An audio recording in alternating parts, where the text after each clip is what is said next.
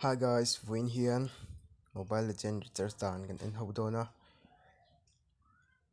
Lo she to po inom mai thea. Tu ti rolin la she lo po. In lo takin intana achang kai ve nge the turin. He video hi kalo up do na ni. Kalo up do na ni ti lo win kalo up ani. Ola chuan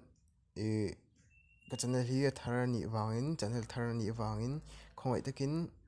ka channel hi lo like ula chuan in thei phei chuan khoi takin lo subscribe anga chuan share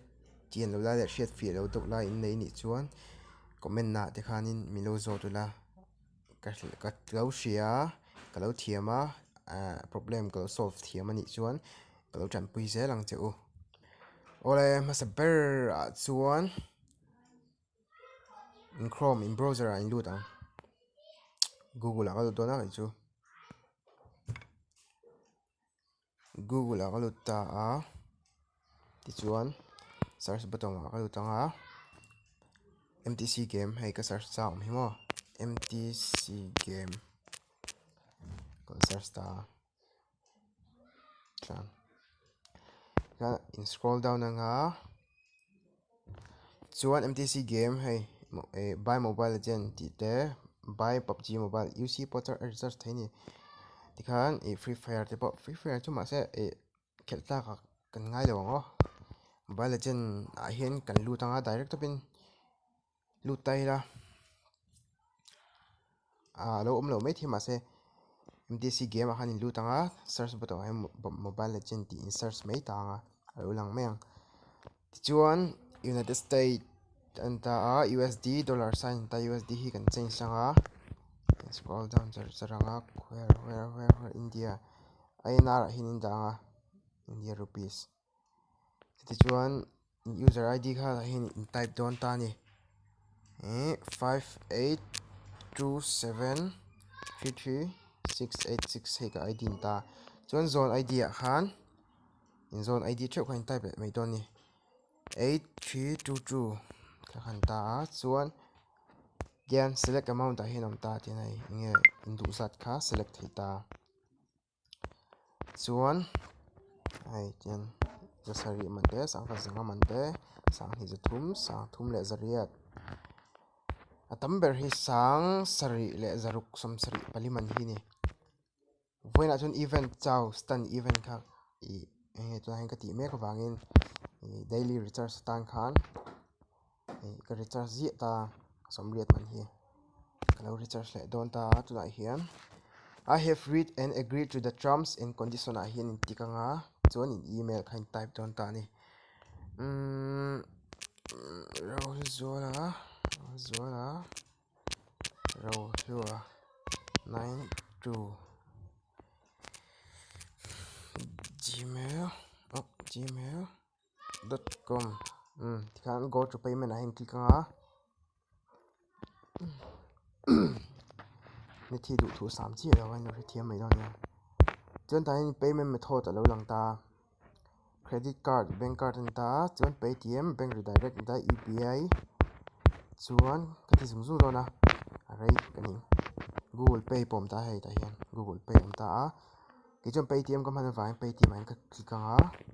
chuan a hnuai an scroll down anga mobile legend 56 diamond top up an ta hei number ta amount chan ta pakhat an ta chuan amala hian 80.58 rupees an ta chuan commission rate om lo ta processing fee po om lo ta chuan country a hian India chuan mobile number ta ka mobile number 8415890893 chuan name last name ro hlua ka te mai don ta chu chuan pay a hian click ang come on relax come on relax ne ta bach haba